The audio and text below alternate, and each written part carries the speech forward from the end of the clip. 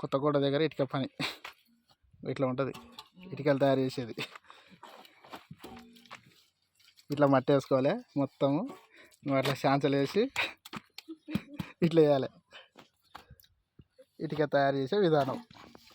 ఇలా వేసి ఇట్లా పెట్టి ఇట్లా గోడలు పెట్టాలి. అవి ఉండడానికి వేసిన గుడిసెలు.